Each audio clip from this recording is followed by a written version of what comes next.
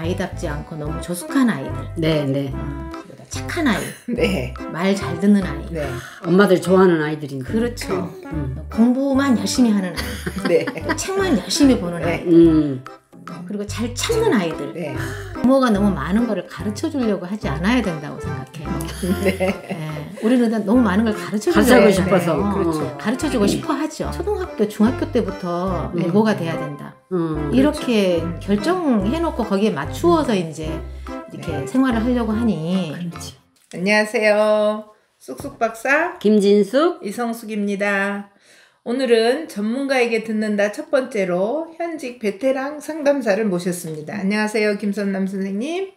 네, 간단하게 자기소개를 부탁드립니다. 안녕하세요. 저는 현재 서울 서교동에서 김선남 심리상담센터를 17년째 운영을 하고 있습니다. 저는 대학의 교육학과에서 상담심리 전공으로 박사학위를 했고 상담센터 개소하기 전에 서울대학교, 연세대, 서강대, 숙명여대 학생 상담센터에서 대학생 상담을 10여 년 정도 했습니다. 그리고 청소년 상담센터에서 청소년들 상담을 2년 정도 하기도 했습니다. 네, 대학생들 상담도 많이 하셨군요. 네. 어찌됐든 바쁘신 가운데 시간을 내서 출연해 주셔서 정말 감사합니다. 저희가 육아 문제를 이야기하다 보면 유아기 때 문제가 있는 아이들이 성인이 되어서도 그 문제가 계속 영향을 미친다고 생각을 하게 되었어요. 그래서 실제로 성인이 되어 상담을 오는 사람들은 유아기 때의 문제가 어떻게 영향을 주고 있는지 듣고 싶어서 저희가 정말 간청을 했습니다. 네, 요즘 그 상담 오는 사람들의 주된 문제가 무엇인가요? 요즘에 제가 상담을 하면서 가장 빈번하게 만나는 문제는 심리적인 불안 증상으로 인한 사례들이 가장 많습니다. 그 가운데 대표적인 게 공황장애 증상이고요. 또 대인관계가 어려운 그 사회불안증, 그리고 강박증, 완벽주의 같은 것으로 일상생활에 이렇게 지장이 있는 경우들이 있습니다. 이런 불안이 생기는 이유는 주로 이제 뭘 잘해야 된다, 성공해야 된다, 경쟁에서 이겨야 된다, 이런 압박감이 중요한 이유라고 생각을 합니다. 네. 우리가 흔히 머릿속에 생각하고 있는 잘해야 된다, 이겨야 된다, 그런 것들이 네. 문제가 되는군요. 네. 그리고 이제 우리가 잘 아는 우울증이 많고요. 근데 왜 우울증이 생길까 그 이유를 만약에 한마디로 표현을 해본다면은 이제 내 모습대로 살지 못하고 남의 시선을 의식하기 시작하면서부터 이제 좀 사는 재미가 없어지고 활력이 없어지고 그런 것 때문이라고 할 수 있을 것 같아요. 네. 남에게 신경을 쓰게 되면은 내가 하고 싶은 말을 속 시원하게 하기도 어렵고 또 내가 하고 싶은 거를 마음대로 선택하면서 살기도 어렵기 때문에 결국은 이제 재미가 없어지는 거거든요. 그리고 이제 아동이나 청소년들한테도 우울증이 나타날 수 있는데 이 아이들은 무기력해지는 모습보다는 이제 짜증을 내고 분노로 나타나는 경우가 많습니다. 그러게 아이들부터 그 우울함이 있다는 게 걱정되는 일이죠. 네. 그리고 이제 분노 조절 장애도 자주 만나게 되는 문제 중에 하나인데요. 사소한 일에도 쉽게 화가 나고 이제 화를 못 참는 거예요. 이제 이런 사람들은 평소에 이제 자기 감정 표현을 편안하게 하지 못하거나 많이 참고 살아왔거나 이런 경우에 이제 생길 수 있는 문제거든요. 근데 이제 이 엄격한 부모 밑에서 이렇게 시키는 대로 하면서 살아야 했거나 또 내가 싫다는 의사표시를 편하게 하지 못하면서 살았을 경우에 이제 그 표현되지 못한 감정들이 마음속에 쌓여서 그게 이제 분노로 변한다고 볼 수 있을 것 같아요. 우리가 일상적으로 부모들이 애들한테 하는 많은 일들이 이게 지금 다 문제가 되고 있는 그런 상황들이네요. 네네. 이제 그리고 이제 사회 적응의 문제, 대인 관계가 어려운 그런 문제들도 많이 이렇게 볼 수 있는데요. 대인 관계 어려움이 생기는 이유는 이제 우리가 흔히 생각하는 그 공감 능력이 제대로 이렇게 키워지지 못했을 때 그 이유가 가장 크지 않을까 생각을 하거든요. 근데 이 공감 능력이라는 것도 사실은 성장 과정에서 형성이 되는 거거든요. 이제 가족 관계 내에서 이제 부모들이 자녀들을 잘 공감을 해줄 때 자녀들도 공감 능력이 자연히 형성이 되는 그런 거를 잘 겪지 못했을 때 나중에 이제 이 아이들이 컸을 때 대인 관계에서도 어떻게 사람들하고 이게 공감하고 어울려야 되는지 이런 것들을 잘 이렇게 몰라서 어려움을 겪는 경우들이 있죠. 네. 그러니까 공감하는 것도 결국 경험을 통해서 배우는 거지 머리로 배우는 건 아니에요. 그렇죠. 자기가 네, 공감 네. 받아 보았어야 남의 네, 공감이 네. 올 수가 있다는 예, 거죠. 예. 네, 네. 네.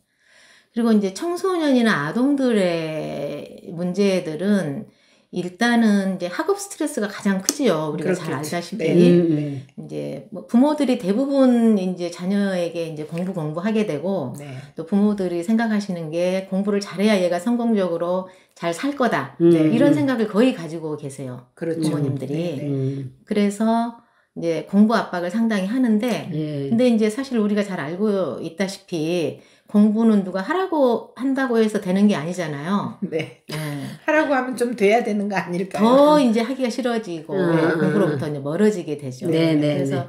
그런 아이들이 스스로 공부의 필요성을 느끼기도 전에 부모들이 너무 공부를 시키게 되니까 이제 그 아이들한테 공부에 대한 자발적 의지가 없어지게 되고 네. 또 공부를 싫어하게 되고 네.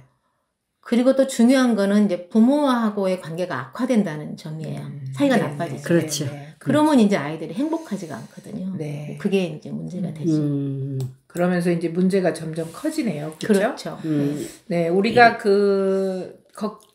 많이 하면서도 이게 문제가 되지는 않을까 걱정하고 많이 이렇게 듣던 이야기이기도 한데 진짜로 그런 것들이 아주 중요한 문제가 되는군요.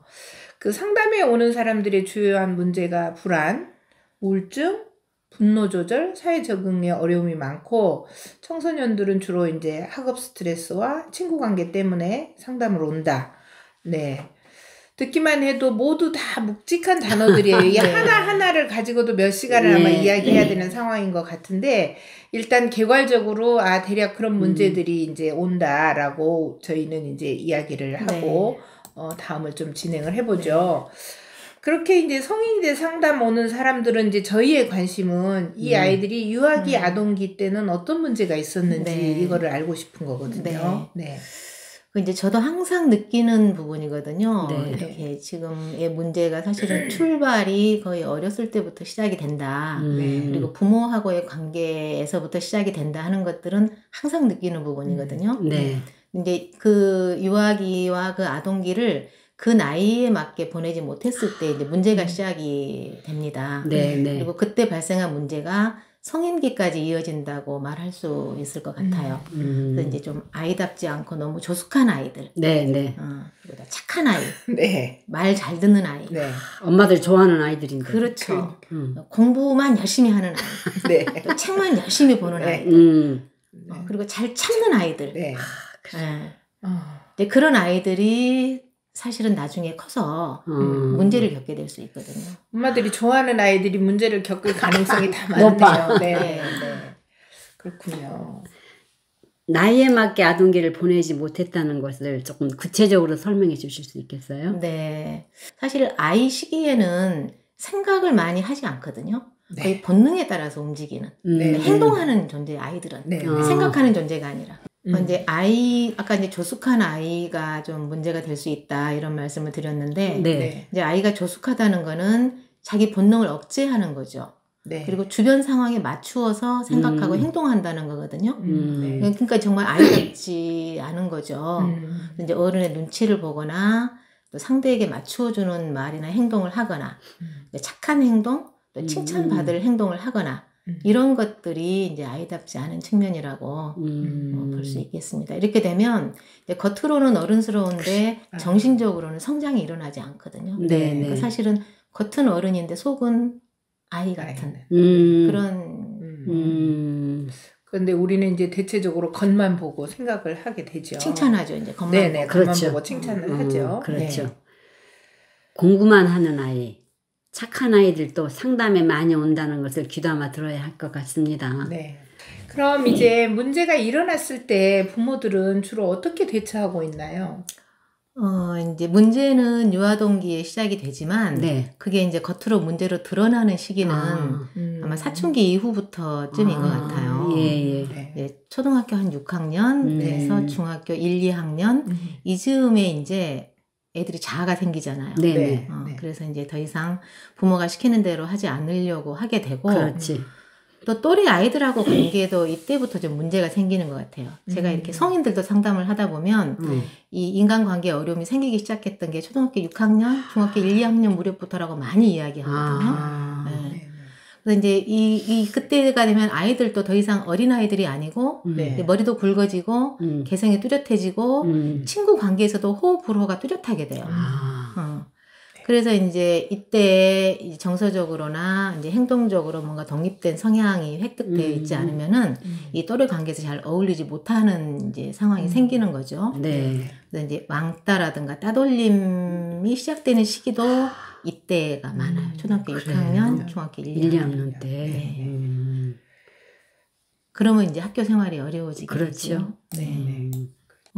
그리고 이제 자녀가 학교 생활을 잘 해내지 못하고 이제 학교에 가기 싫어하거나 또 심리적으로 불안이나 우울 또 심하면 자살 사고 같은 것이 생기는 경우들도 종종 있거든요.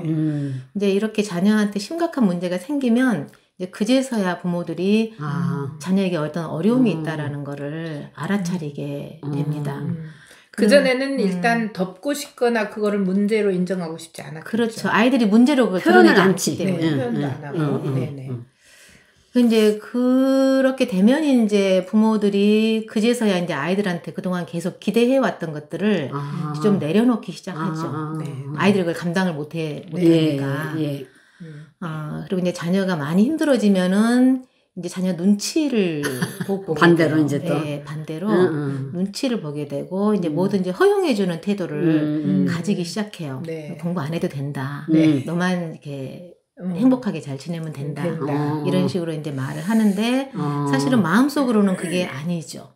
마음속으로는 그게 아닌데 이제 약간 체념하는 마음으로 포기하고 체념하는 마음으로 이제 그렇게 하게 되는 거죠. 그래서 그 적극적으로 자녀를 이해하는 차원까지 가기는 못하는 거죠. 근데 사실은 자녀들도 부모의 이런 마음을 눈치를 채요. 알아요.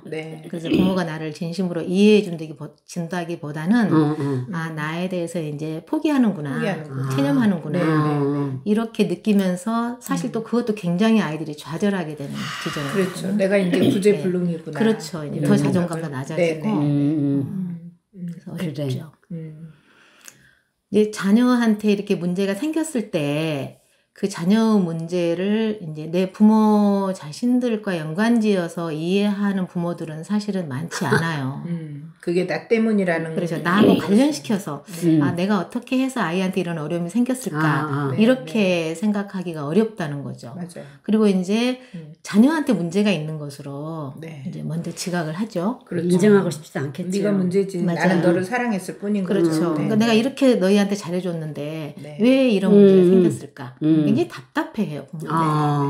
충분히 잘해줬는데 왜 이런 문제가 생겼을까? 이게 답답해하고 그렇거든요. 자녀의 심각한 문제가 생기면 그때서야 부모들은 그 자신의 기대를 내려놓기 시작한다에 공감을 합니다. 이제 저는 주로 이제 유치원에서 일을 하기 때문에 유아들의 문제를 많이 보는데 이제 유아기에 저희는 이제 많은 5살, 6살, 7살을 보기 때문에 뭔가 좀 문제가 있다 이런 생각을 하고 그런 거를 얘기해 드려도 엄마들은 아주 굉장히 심각하게 문제가 드러나기 전에는 그거에 귀를 기울이지 않아요. 문제로 생각하지 않아요. 그러다가 이제 7살이 되어서 또는 초등학교에 가서 이제 좀 빠르면 7살 때 이제 벌써 되게 문제가 되거든요. 그러면 이제 엄마가 그때부터 귀를 기울이는 것을 자주 봅니다. 근데 이제 사춘기까지 밀고 나가는 경우가 더 많다는 거죠. 그때까지 그렇죠. 문제가 다 이렇게 수면하에 있다가. 맞습니다. 이제 지금 말씀하시기에 바람을 거두는 것, 즉 포기하는 것이지 아이를 이해하려고 하지 않는다. 내가 잘해줬는데 왜 뭐 아이가 문제가 있다 이렇게 생각하는 경우는 생각하는 부모가 많은 거죠. 사실 저희들도 그럴 것 같아요. 저부터도 그런 생각이 들고 그렇습니다. 근데 이제 이 부분을 되게 귀담아 들어야 되는 문제인 것 같아요. 네. 아이를 이해하려는 노력이 정말 그 감정 소모를 많이 하는 일인 것 같아요. 내가 지금까지 해온 방식을 원초적으로 뒤집어야 되잖아요. 맞습니다. 그렇기 때문에 아마 그게 더 어려울 거라고 생각을 해요. 그리고 또 아이를 이해한다고 해서 부모의 행동이나 태도가 금방 바뀌는 것도 아니고요. 네. 우리가 이제 살아온 습관이 있기 그렇죠. 때문에 그게 머리로 알아도 안 되는 거 네. 많고 점점 이제 어려워지면서 네, 정말 이제 아이를 키운다는 게 힘들다는 생각이 네. 들기도 합니다. 네네. 참 들으면서 좀 마음이 답답해지기도 해요. 네네네. 그럼 상담사로서 부모들에게 주는 조언, 지금 문제 해결 팁을 좀 들려주셨으면 하고요. 자녀에게 이렇게 문제가 생기기 전에 예방 차원, 자녀를 정서적으로 건강하게 키우는 법이 되겠죠? 네. 네. 그 자녀가 이렇게 성장할 때 정서적으로 돌보는 것이 굉장히 중요하다고 생각합니다. 아무리 바쁘더라도 부모가 네. 그 우리가 잘 아는 그 정신분석학자인 게 프로이드가 6세 이전에 모든 것이 결정된다 이런 네네. 얘기를 했거든요. 네. 근데 이제 그 뭐 지나치게 결정론자적인 측면이 있어서 저는 그거를 그렇게 그 문제가 있다고 생각도 하지만 네.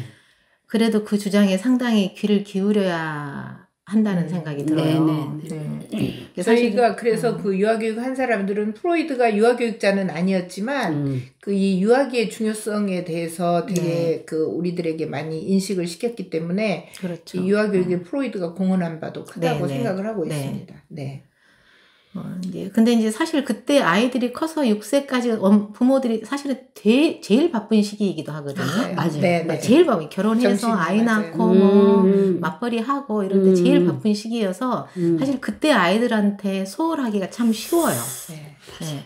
네. 생업에 바빠가지고. 맞아요. 그렇죠. 네. 근데 이제 맞벌이를 해서 시간이 이렇게 여의치 않다고 해도 그 짧은 시간이라도 아이한테 관심을 가지고 대화하고 정서적으로 돌봐주는 것 이것이 굉장히 이제 중요하다고 볼 수 있고요.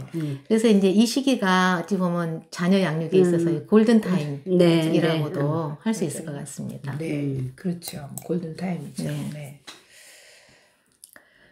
그리고 이제 두 번째로는 아이를 기를 때 그 아이들의 행동을 어른의 기준으로 판단해서는 안 된다 이런 생각을 해요. 그 이제 아까도 우리 그런 이제 말씀을 드렸지만 이제 무조건 어른들이 보기에 이렇게 좋게 보이는 행동들이 있잖아요. 네. 맞아. 이제 착한 아이. 네. 또 부모들이 가끔 그런 얘기 없는 듯이 컸다 얘는.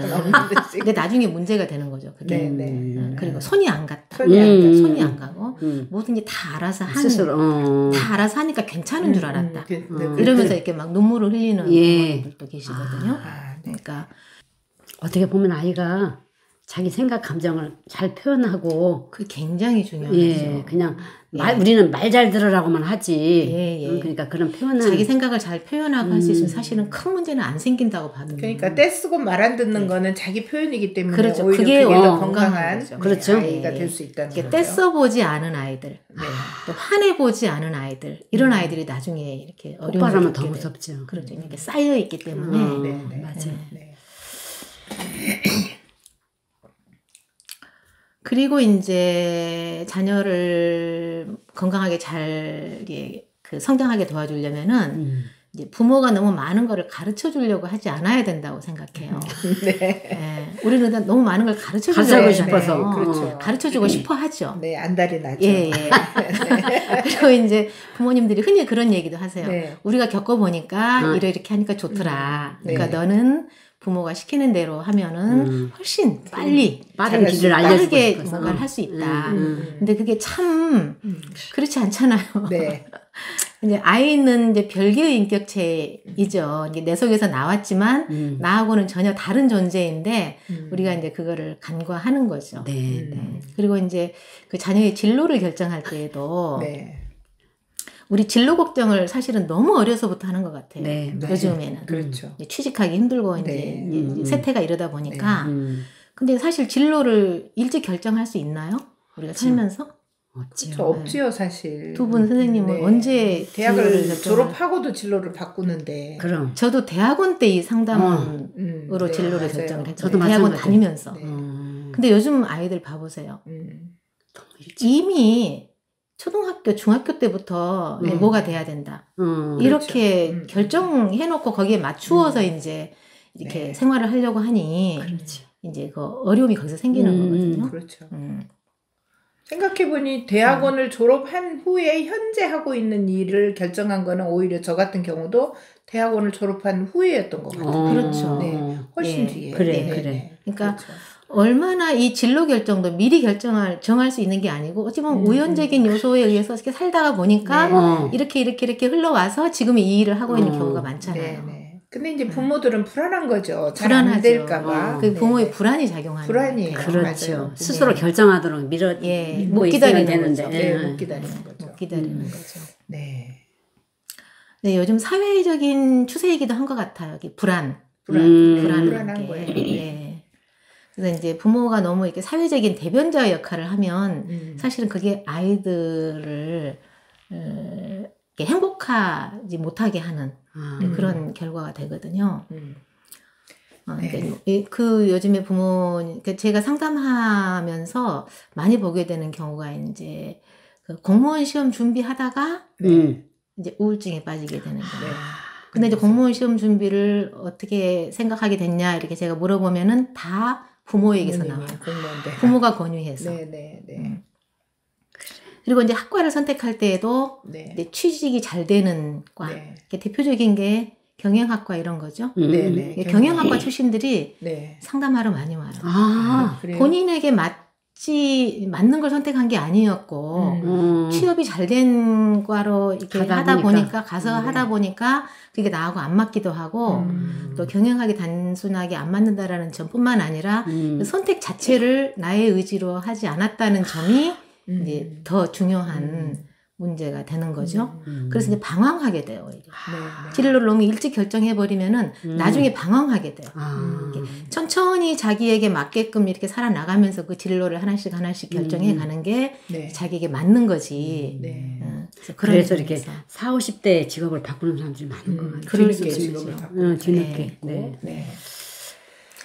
그래서 이제 전체적으로는 저는 이제 상담을 하는 사람으로서 부모가 자녀에게 너무 많은 개입을 하지 않는 것이 좋다고 생각해요. 그 부모가 너무 말을 많이 하는 것도 저는 좋지 않다고 생각해요. 반성해야 돼. 물론 대화를 많이 하는 건 좋죠. 근데 이제 우리 부모님들을 보면 일방적으로 말을 하는 경우들이 되게 많거든요.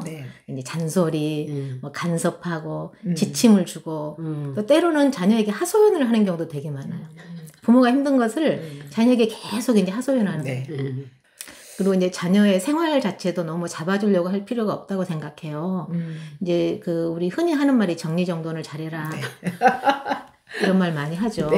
그리고 숙제하고 놀아라. 이런 건 진짜 저는 좋지 않다고 생각하거든요. 근데 우리는 그런 얘기 들으면 걱정이 돼요. 숙제하고 놀아야 되는데 정리정돈 잘해야 되는데 이런 생각을 또 우리의 머릿속에 딱 들어있어. 그래서 이제 그런 것들이 다 이제 그 사회적인 가치를 너무 강조한 거거든요. 또 최선을 다해라, 뭐 성실해야 된다, 뭐 친구들하고 사이좋게 놀아라. 이 말도 저는 그 해서는 안 돼. 그러니까 해서는 안 된다는 것보다도 할 필요가 없는 말이라고 생각해요. 갈등이 있으면 지들끼리 해결하고. 갈등이 있으면 자연스럽게 겪어내는 게 중요하지. 항상 사이좋게 지낼 수는 없는 거잖아요. 친구들 사이에.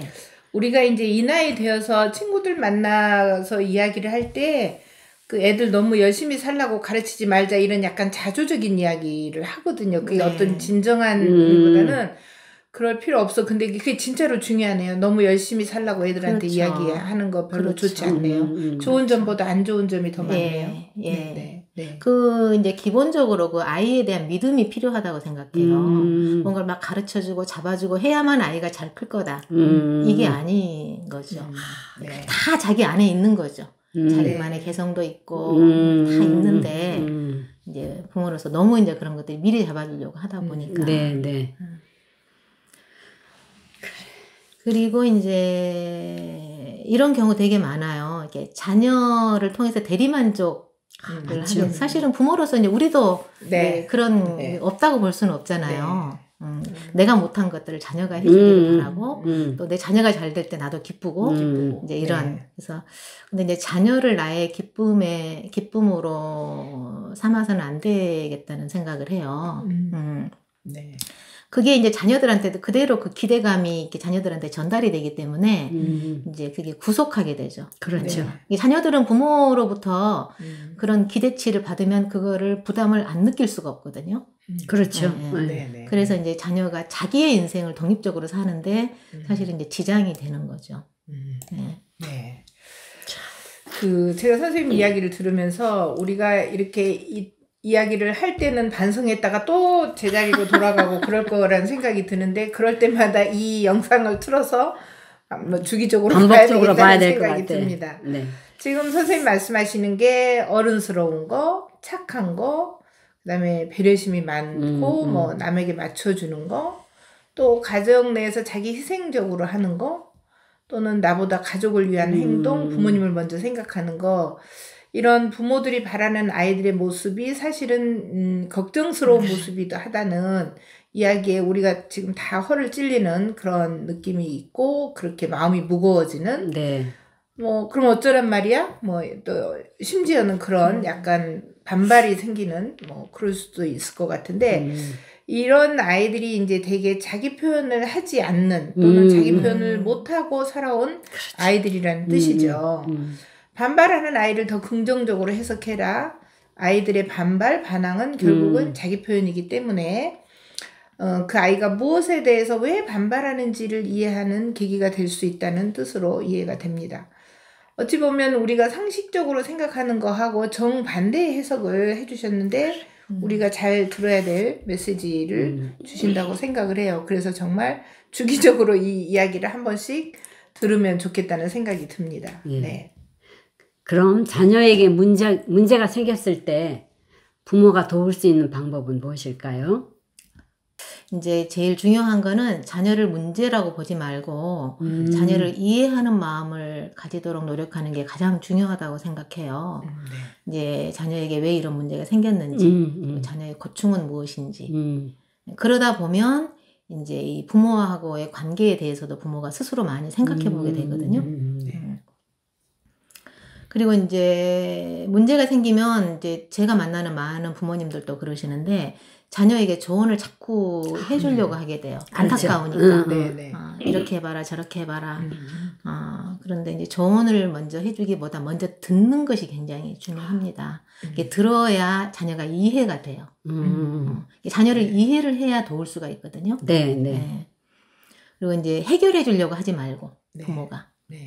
부모가 해결해 주려고 하지 말고 자녀가 스스로 움직일 때까지 기다려주는 거.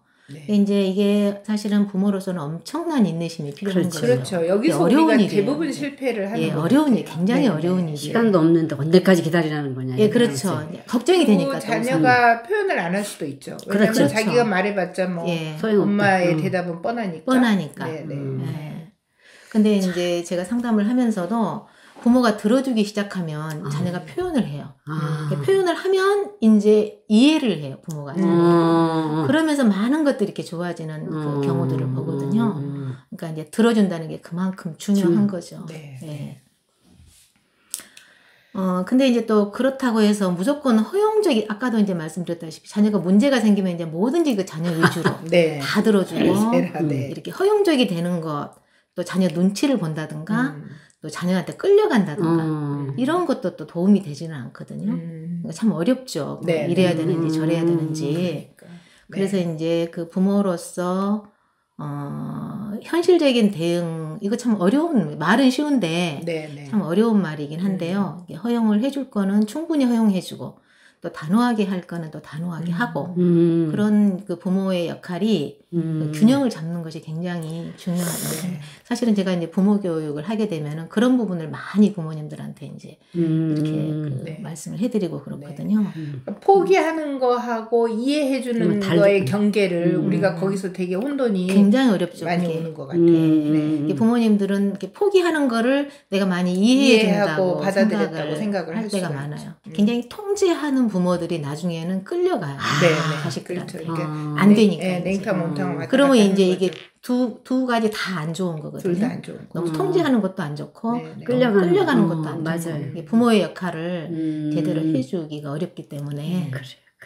그 균형 잡기가 사실은 그러니까 참 힘들지가 갑자기 이제 않은 기준이 흐트러져 버리는 그렇지. 그렇죠. 네, 그렇지. 그게 부모 교육에서 제가 굉장히 어려운 맞아요. 지점이에요. 네, 네. 말로는 쉬운데 말로는 쉬운데 이게 탁 이렇게 박혀 있는 부모님들한테 그거를 이해시킨다는 게 금방 이렇게 잘 되지가 않아요. 네, 그럴 것 같아요. 네. 그래서 이제 자녀한테 또 문제가 생겼을 때는 이제 부모도 함께 변화가 될 수 있는 계기가 되거든요. 네. 긍정적으로 생각해 보자면. 네. 그래서 이제 부모도 성장하고 자녀의 문제도 좀 해결이 되고 그런 일석이조의 결과를 얻을 수가 있는 거죠. 네. 그래서 이제 그게 제가 이제 아이들과 부모님들을 상담하면서 늘 보게 되는 그런 모습입니다. 네. 정말 선생님 말씀 하나하나 귀담아 들어야 할 내용입니다. 선생님이 그동안의 경험에서 알게 된 내용을 집약해서 알려줬기 때문에 이 안에 너무 많은 이야기들이 함축되어 있네요. 네. 한 줄 한 줄이 각각 1시간 이상 논의를 해야 하는 문제라고 생각됩니다. 아이들과 어려움을 느끼는 순간 부모들이 자신을 돌아보면서 연구에 연구를 거듭해야 한다는 말씀으로 이해가 됩니다. 사실 문제가 없는 가정은 하나도 없죠. 맞아요. 다만 그 문제가 아이의 생활에 심각한 지장을 준다거나 가족의 행복을 깨는 문제가 되지 않게 순간순간 살피면서 살아야 한다는 말씀으로 이해를 하겠습니다. 너무 귀한 말씀 감사합니다. 바쁘신 가운데 이렇게 출연해 주셔서 감사합니다. 구독자 여러분도 끝까지 들어주셔서 감사합니다. 우리의 구호로 마무리하겠습니다. 재미있어? 공감했어. 또 보고 싶소. 감사합니다.